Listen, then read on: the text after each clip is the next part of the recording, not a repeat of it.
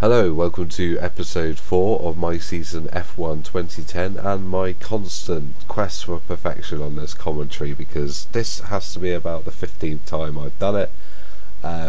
Each time I'll stumble over something or I'll talk bollocks, so I decide to redo the entire half hour thing rather than just break it up and edit it, because I don't like it when people do that, because it's just all cut together and it seems a bit weird. It doesn't seem natural to me. So hopefully this will be the one which will make it onto Pretend Gamers, and then maybe I'll be able to refer you to a few of the things on my own channel, Messrs Law. Make sure you subscribe to that as well. If you're going to subscribe to Pretend Gamers, hook me up on my channel as well, because I'm going to be posting a new series on Shift 2. Hopefully when that's out I'll be able to do like a run through of my career. This is why I'm trying to get this commentary out despite being still a little bit ill at the moment. Hence the delay. I did say I'd try and get it out for Sunday for the actual Australian Grand Prix, and try and upload it at the same time as the race is going on. Instead what happened was I basically had a fairly heavy cold, sore throat. I got my sinuses blocked up, my ears are aching and splitting headaches. So I've been feeling really rough for the last few days, and my voice has been terrible.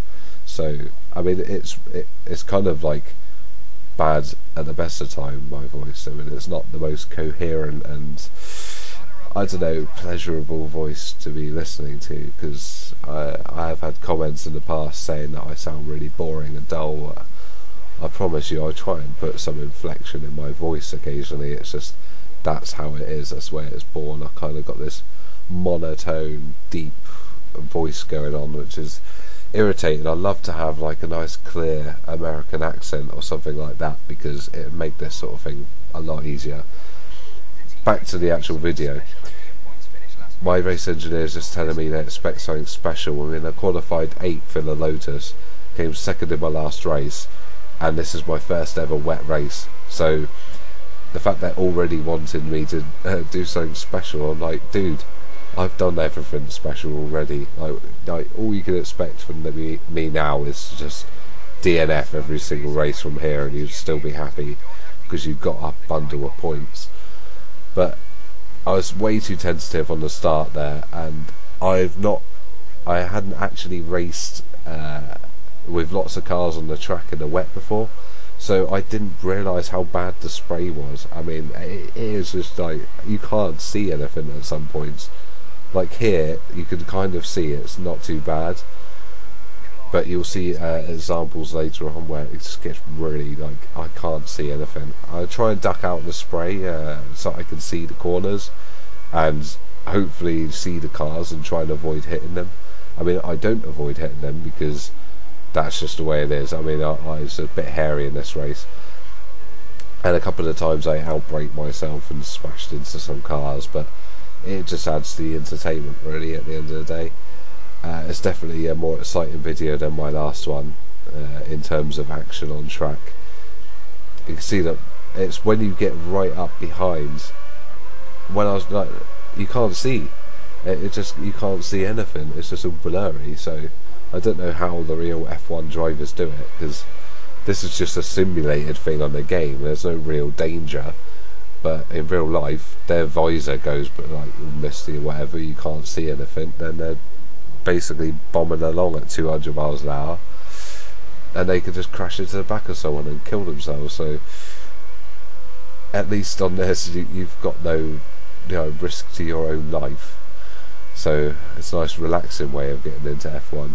Not that you could ever pull together the budget or be good enough to get there any other way, unless you're like a legend, unless you're actually Lewis Hamilton listening to this and playing the game. Then you're not going to get to experience anything even remotely close to a Formula 1 car.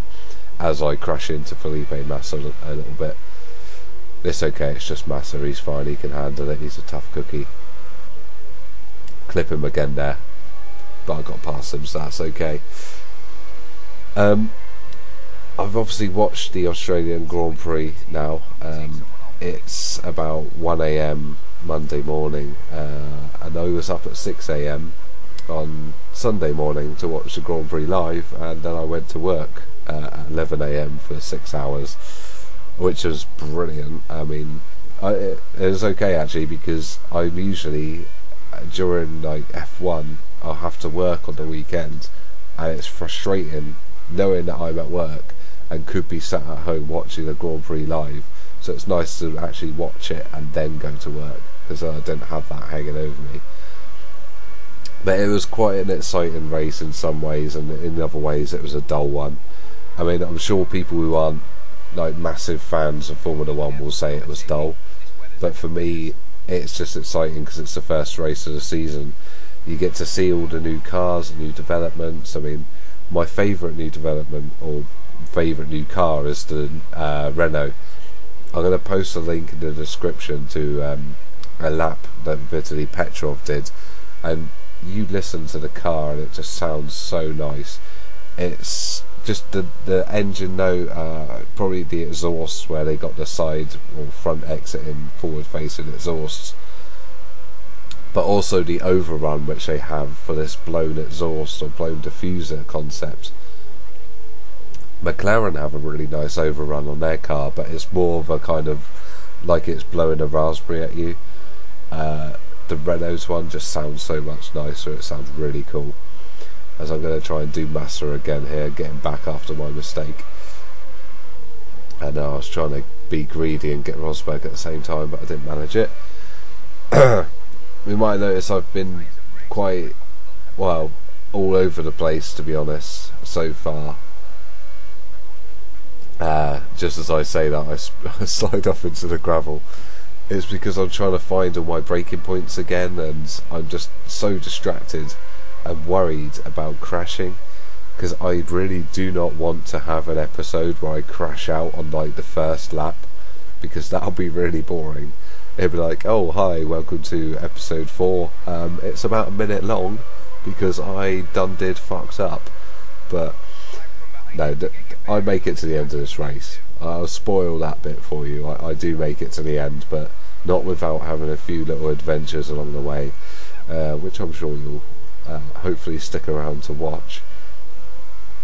Obviously the actual Australian Grand Prix didn't have any weather like this. It might have spiced it up a bit if it did, but instead we got to use or got to see the use of the DRS, the drag reduction system, or the movable rear wing, in action for the first time. Excuse me. It sort of worked, but from what I could see, it was more the combination of saving the KERS energy and using the DRS which worked.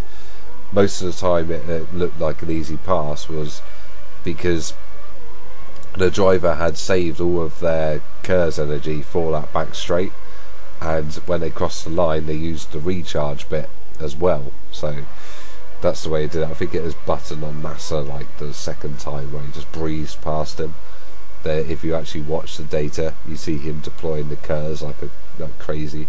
So that's how he did that.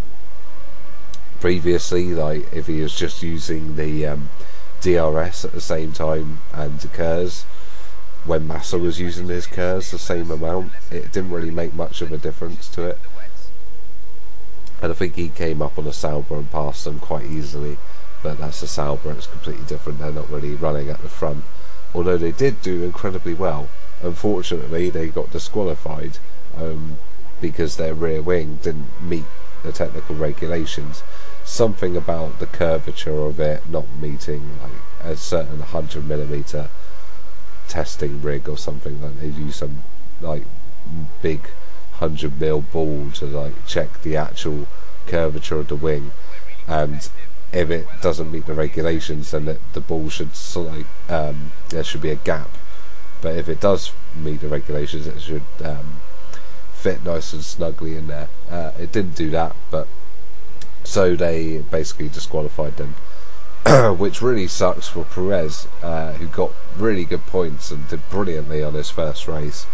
How the hell he made those tyres last, I have no idea, because everyone's saying the drop off was like 5 seconds a lap once they went. So I don't know what he did. I mean, hopefully the other teams won't really be able to do the same, because I don't want to return to one-stop strategies again, because I quite liked all the different strategies coming together at the end, and you got cars pitting out on fresh rubber, and the compounds are really different.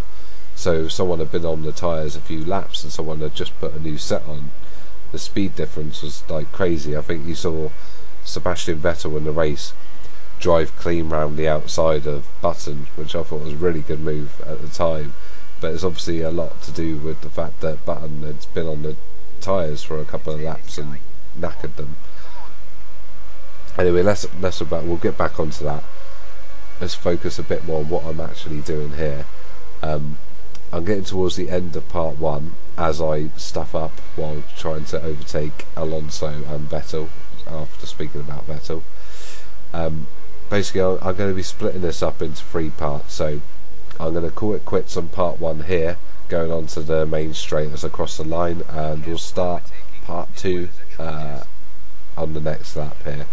So part 2 will be lap 6.